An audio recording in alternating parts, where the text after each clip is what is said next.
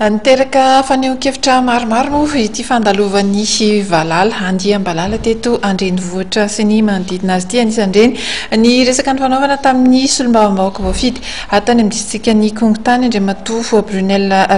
Razafindra Tsarahovo izay nahita nilaza izany ny fahitany an'ity fandalovan'ny Valala eto Antananarivo ity araka izao fanazavana nangon'ny Volaravavy sy Tsirira Kotarson izao. Tsy zava-baovao miforongatry ny Valala hoy ny solombavambahoaka ny Kongo fa efa nisy tamina faritra maro saingy no amaivanina ary anisan'ny olana ihany koa araka ny heviny ny tsy fandraisana andraikitra. Raha ny fiarahamonina antsika malagasy hatramin'izay raha ny any anindrana no idonan-javatra na tongavana zavatra dia ohatra saika tatitra sy fampitam-baovao fotsiny tonga aty amintsika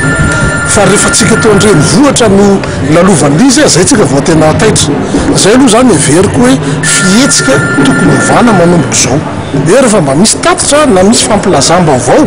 tonga dia efa tokony mba samy miatrika sy miomana an'izay daholo ny mpiray-tandrazana rehetra indrindra fa ny tompony andraikitra efa nisy tsidika nataon'ireo Valala ireo teny amin'ny faritra Tsimondrano iny volana vitsivitsy zay fa zaza mahita hoe tsy ampy le fandraisana andraikitra ary tsy ampy le ady natao tamin'ilay izy dia zao izy tory eto an-drenivohitra zao. Momba ny tsy fandriam-pahalemana izay mahazo vahana amin'izao fotoana izao dia manana ny ambara ny solombavambahoaka ny Kongo. Ohatra misy raha mahita ary raha mahafantatra ny tsy fisian'ny fandriam-pahalemana saika manerana ny nosy mihitsy ary raha ohatra ka hoe singantsika manokana ny any atsimo dia mahalasa saina ihany ka za zany tia mesosokevitra hoe sao dia tsy tokony ionina fotsiny tsika amin'ny hoe fampandrina tany fa tokony andinika lalina hoe inona mahatonga an'ilay izy satria raha le endrika le tsy fisiana fandriam-pahalemana any atsimo ange tokony manaitra ny mpandalina fiarahamonina mihitsy sao dia tsy asan-dahalits'olona izy fa endrika fikomiana